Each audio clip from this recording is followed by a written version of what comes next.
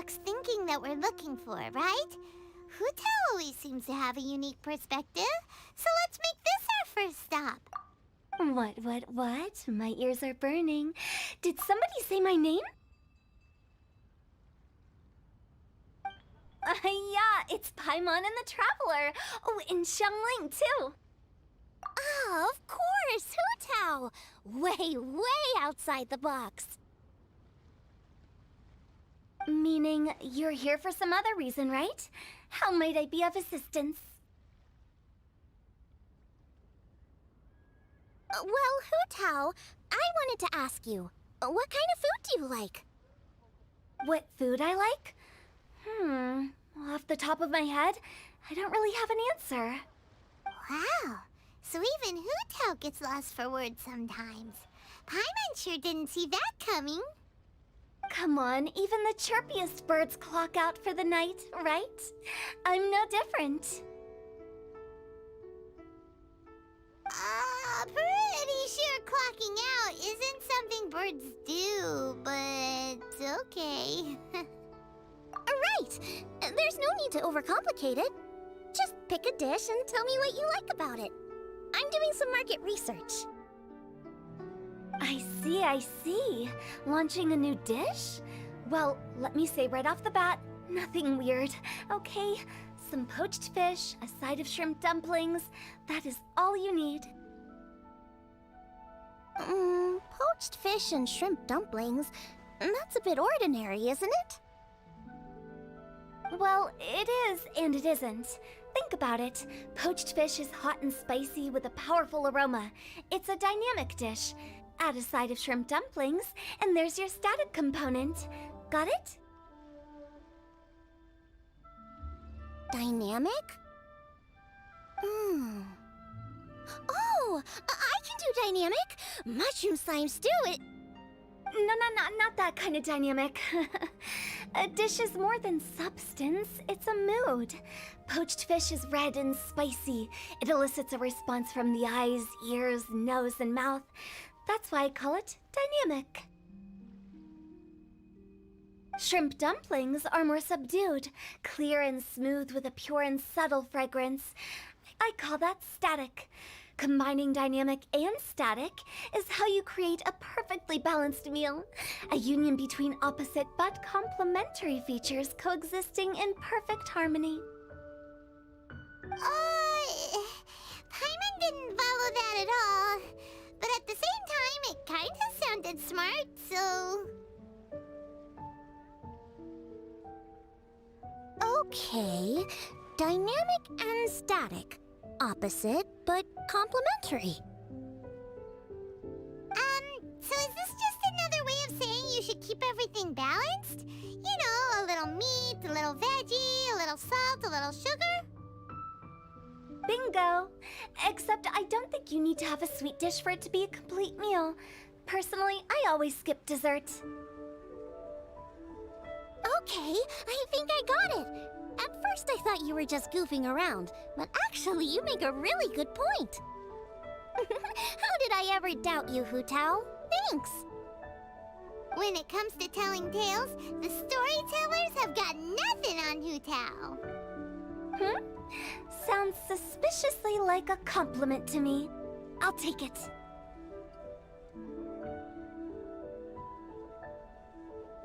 Uh-huh. Well, at least one of you gets it. Everything in this world runs on its own set of principles, be it the circle of life or sugar and spice. You either get it or you don't. Since the Traveler seems to approve, I'll make sure to factor it in.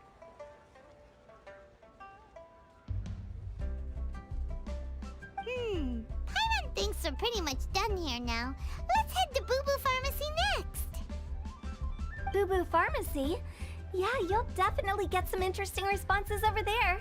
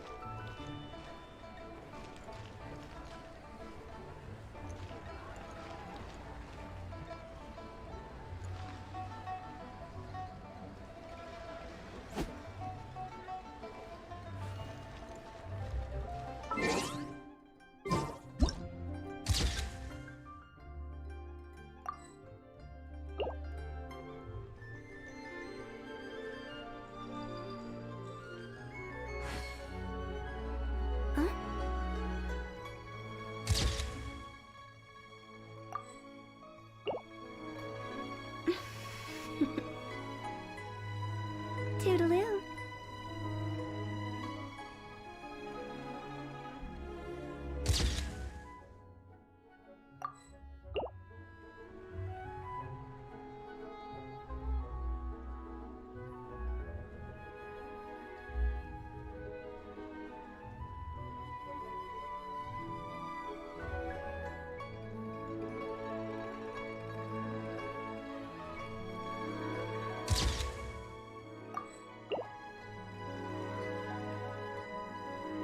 One client, two clients, three clients.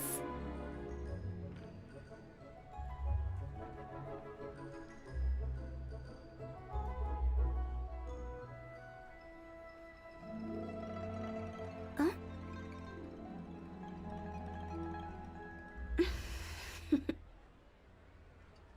Toodaloo.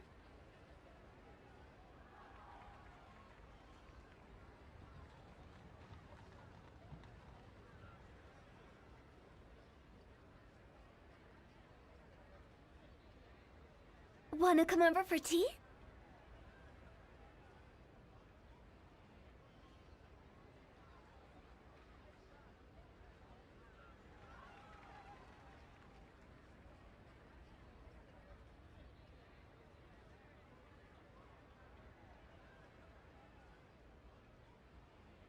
Huh?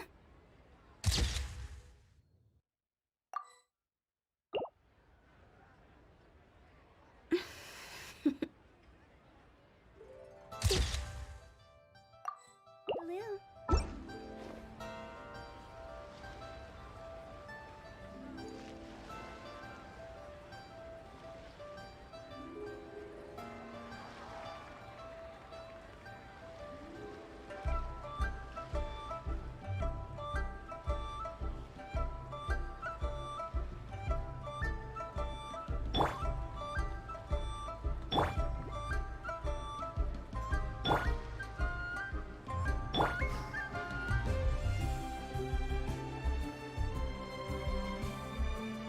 If you find out anything interesting...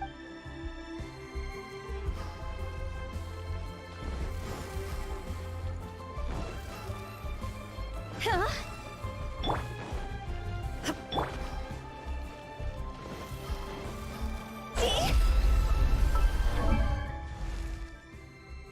Silly churl bit. Silly churl bit.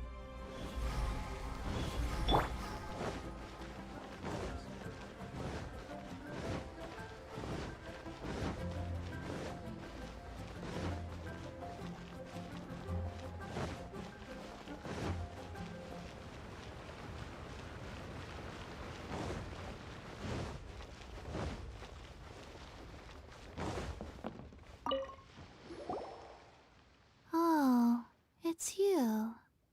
Is everything okay? Why, if it isn't the special guest who seldom visit. Less busy than usual, I see. Yikes! What happened to Baishu's voice? Excuse me? The neck. Oh, it's just Sheng. Welcome, welcome. Here to procure an herbal remedy, I presume? No. We actually came for the conversation this time. We're here to talk food.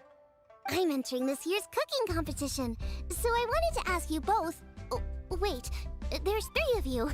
I wanted to ask the 3 of you what kind of food you like. Most astutely self-corrected. We shall surely supply our assistance. You need to know what food I like? It's all the same. No flavor. Chi-Chi has some gustatory dysfunction and can't taste any food. Make no mistake, she's not being uncooperative. Oh, I understand. That's fine.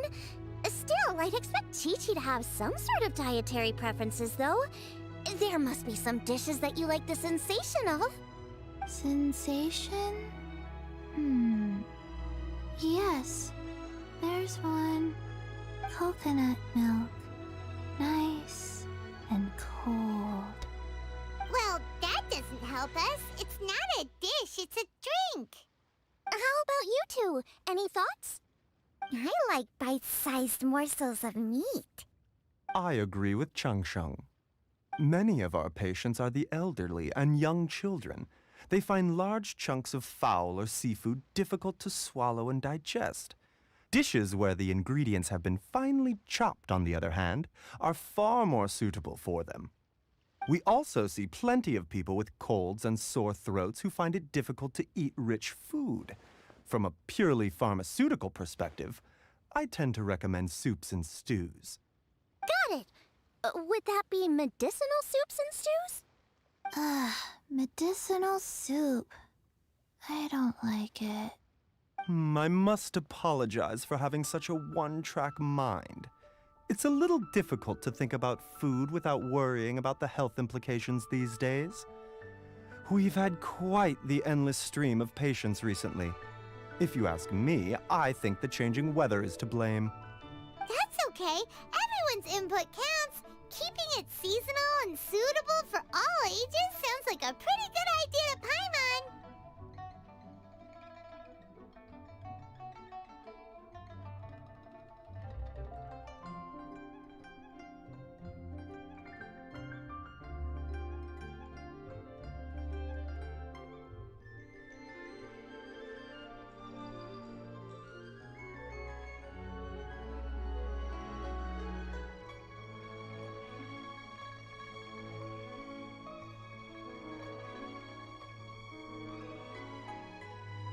Medicinal dishes have higher demands in terms of nutritional balance than the kind of food I normally cook.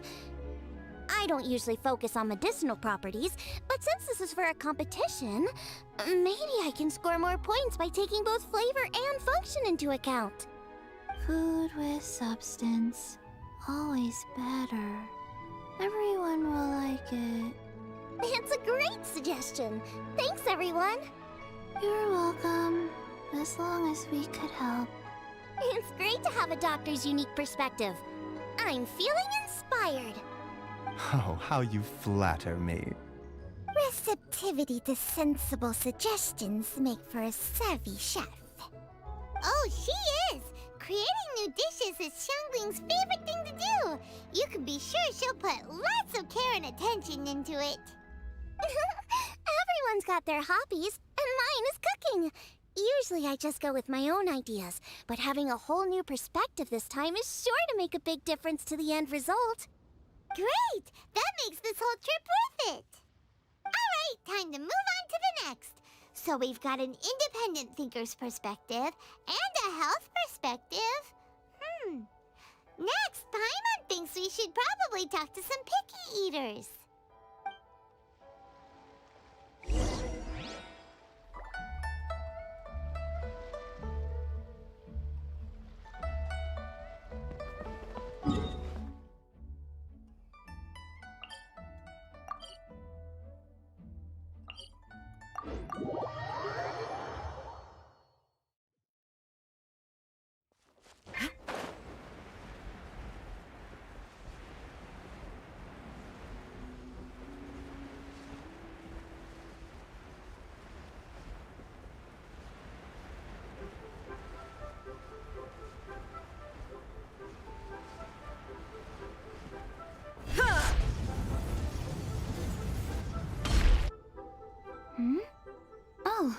Traveler and Paimon. And Xiangling. Greetings, friends. It's been a while. Hey, what brings you here? Has something happened? What's with this great big stone on the ground? Long story. So, just to confirm, I will assume responsibility for handling this stone of unknown origin. Any objections? None here. You know how to get things done, Kuching. As long as it's with you, I can rest easy knowing that it's in safe hands. Should I take this to mean that you doubt the relative safety of leaving this in the hands of the Tianquan? Huh? Well, for starters, Kuching is the one who's always out running errands, rain or shine. Besides, you don't seem to give a wooden more about this whole thing anyway, so what's it to you? I was merely joking. You, meanwhile, seem only too ready to pounce when an opportunity to publicly lambaste me arises. Even when it means giving our poor mutual friend here the cold shoulder. By no means. You wish to know about the stone, I presume. Then let me invite the great seafarer Captain Beto to tell the story, if she would be so kind. You... Fine. Well, it's a big one, right? And such a smooth surface, too. Makes you think there's gotta be a good chunk of jade in there. It was found by a fishing crew, not far off the coast. It must have been underwater for years, so the erosion will be what's given it that smooth finish. Finds like this cannot be kept as private property, and must be submitted to a holder of public office. Placing it into our custody will also give them peace of mind. So, what's inside it? Well, we've hit it with just about every weapon we could get our hands on and haven't managed to even dent it yet. Clearly there's more to it than meets the eye. No weapon could smash it open. Wow. Paimon doesn't think we've ever encountered a stone like that before. Kuching has taken an unusually keen interest in this giant stone, which is why we are leaving the matter in her capable hands. Let's put that aside for a second.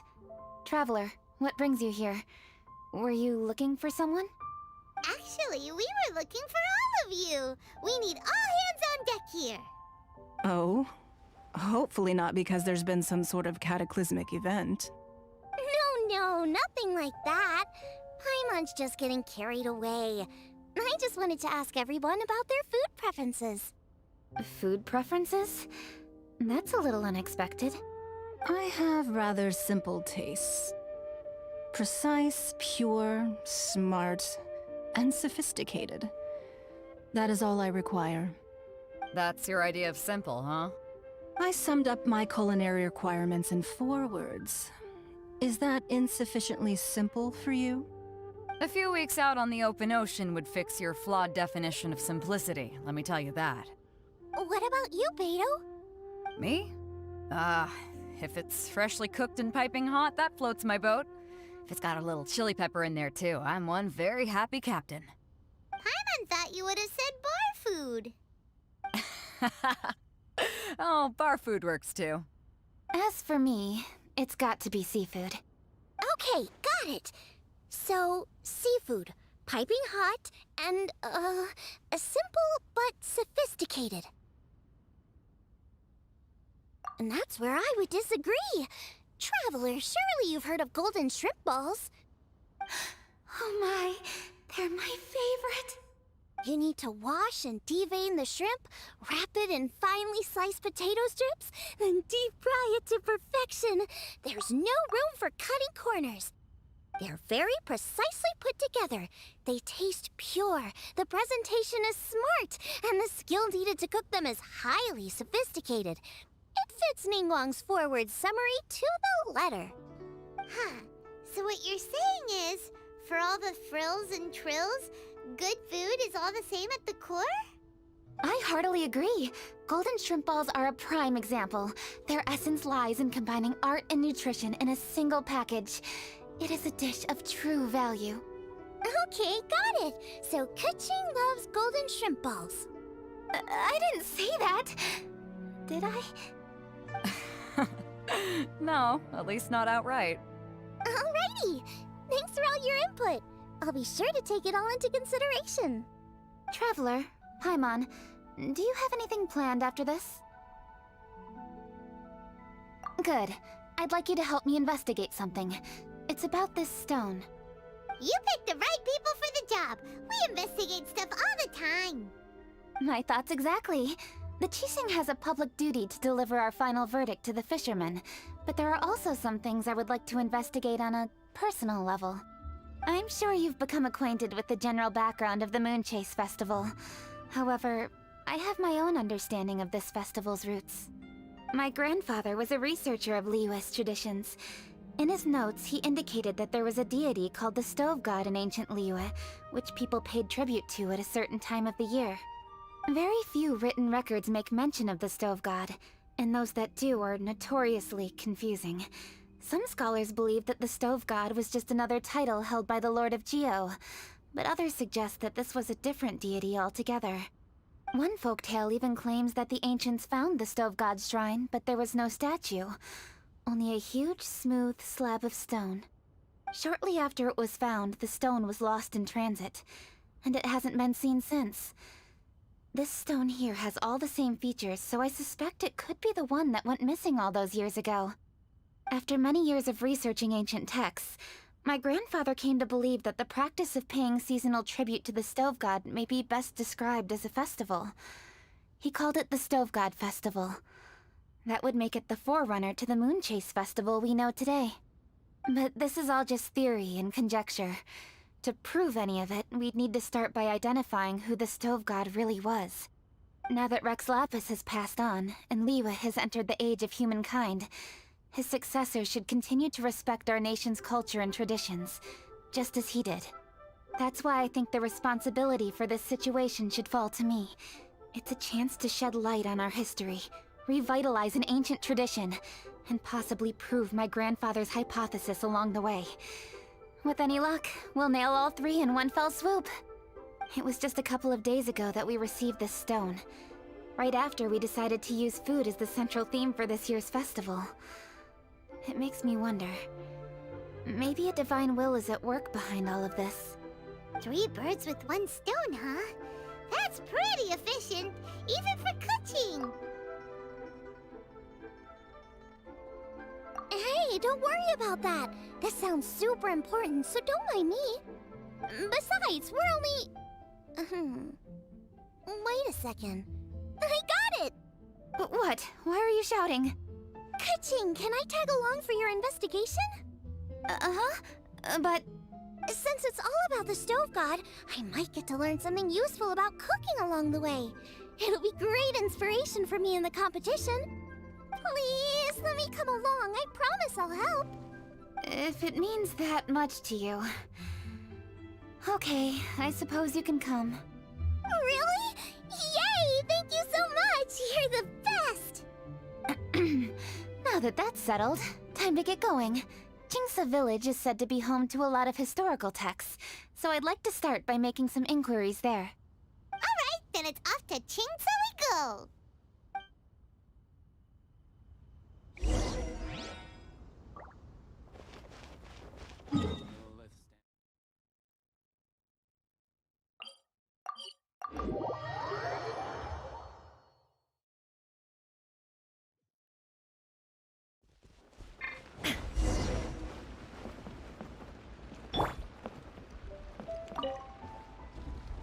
Hi, Granny. We need your help with something. Are there any old books around Jingsa Village? You know, from a really long time ago? Oh, looking for ancient texts, are we? Let me think. There is an old warehouse over there, property of the Feiyun Commerce Guild. Many books are stored inside, those that they have no room for at home. In fact, their youngest comes over this way to read sometimes. The Feiyun Commerce Guild's youngest? You must be talking about Xingqiu. Paimon didn't know they had a warehouse here. Let's go take a look.